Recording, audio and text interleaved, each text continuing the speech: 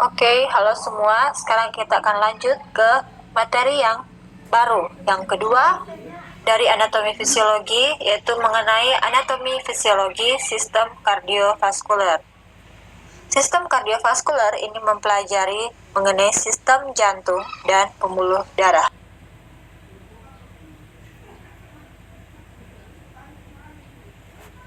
Kita akan bahas mengenai lokasi jantung.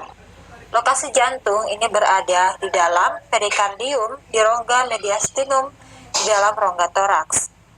Jantung juga berada tepat di belakang tulang dada atau sternum. Jantung juga berada kurang lebih 2/3 bagian yang terletak di sebelah kiri dari garis tengah. Seperti inilah letak jantung kita. Baiklah, sekarang kita akan membahas mengenai perikardium. Apa itu perikardium? Perikardium ini adalah selaput yang mengitari jantung. Perikardium adalah selaput yang mengitari jantung yang memiliki dua lapisan, yaitu perikardium parietalis dan perikardium visceralis. Perikardium parietalis ini adalah lapisan luar yang melekat pada tulang dada dan selaput paru. Sedangkan perikardium visceralis ini adalah lapisan permukaan dari jantung itu sendiri, yang disebut juga dengan epikardium.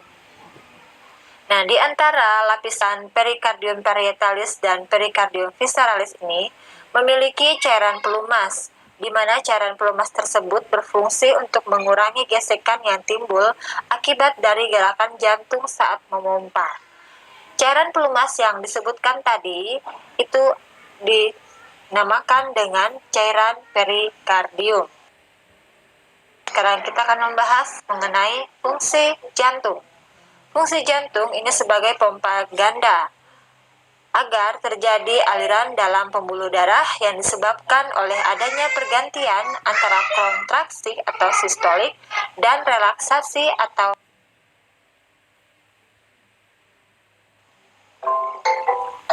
Sekarang kita akan masuk ke lapisan jantung.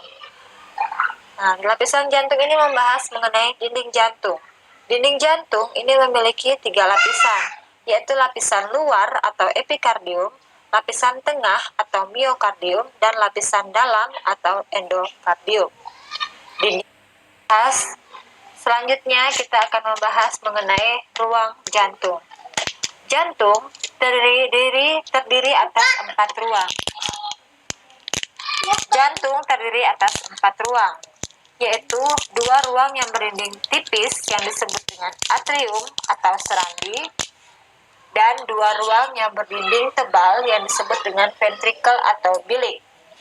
Apa saja sih 2 ruang yang berdinding tipis yang disebut dengan atrium tadi?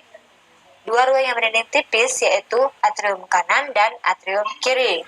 Sedangkan 2 ruang yang berdinding tebal yang disebut dengan ventricle tadi yaitu ventricle kanan atau bilik kanan dan ventricle kiri atau bilik kiri. Sekarang kita akan membahas mengenai anatomi jantung.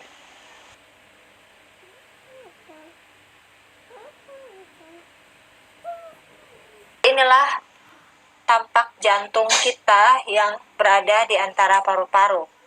Ini paru-paru kita dan ini jantung kita.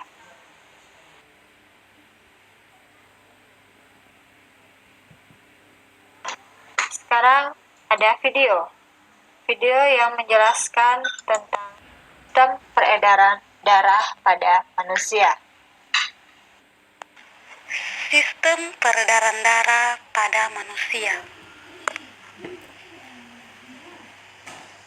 Peredaran darah terjadi melalui 2 alat peredaran darah, jantung dan pembuluh darah.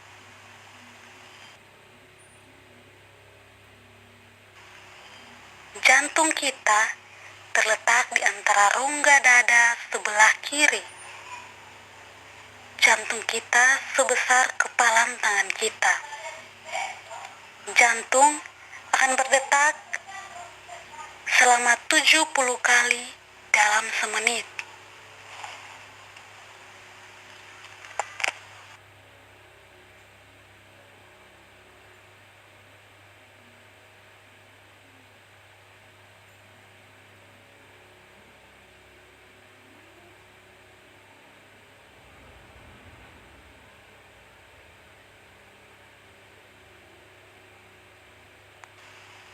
darah berfungsi mengangkut oksigen serta sari-sari makanan ke seluruh tubuh.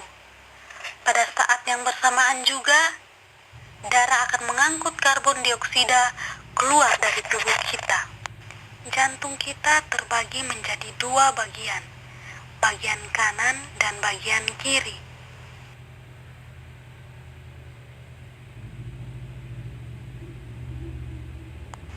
Serambi kanan berfungsi membawa darah yang kaya akan karbon dioksida masuk ke dalam bilik kanan. Bilik kanan berfungsi membawa darah yang kaya akan karbon dioksida menuju ke paru-paru.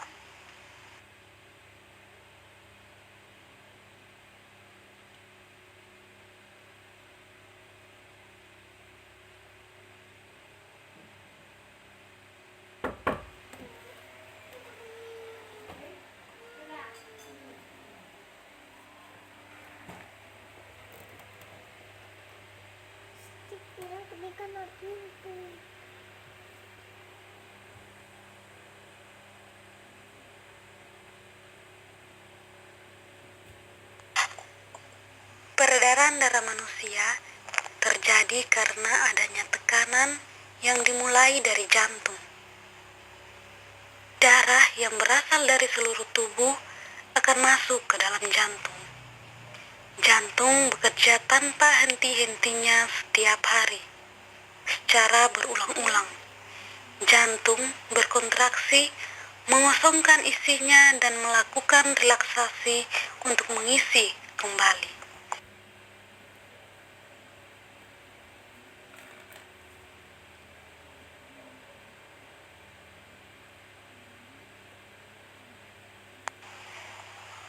Darah yang kembali dari seluruh tubuh masuk ke serambi kanan. Darah yang masuk ke serambi kanan mengandung karbon dioksida. Darah yang mengandung karbon dioksida ini akan mengalir dari serambi kanan melalui katup ke bilik kanan. Bilik kanan akan memompa keluar melalui arteri pulmonalis ke paru-paru. Dengan demikian, sisi sebelah kanan jantung memompa darah yang mengandung CO2.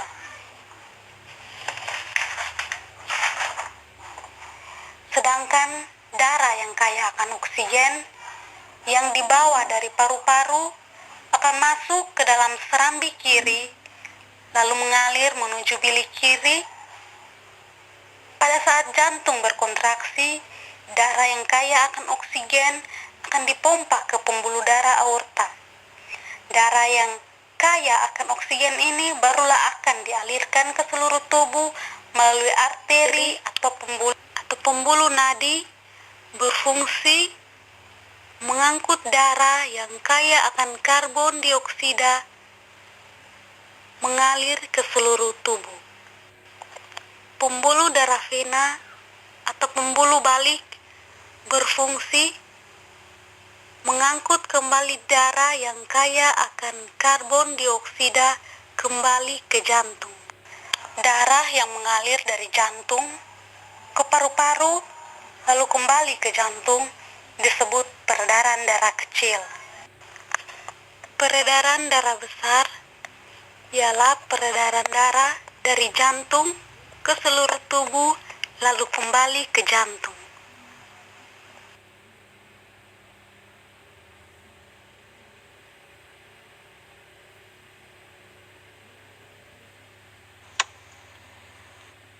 Kita akan bahas mengenai fungsi-fungsi dari ruang-ruang pada jantung.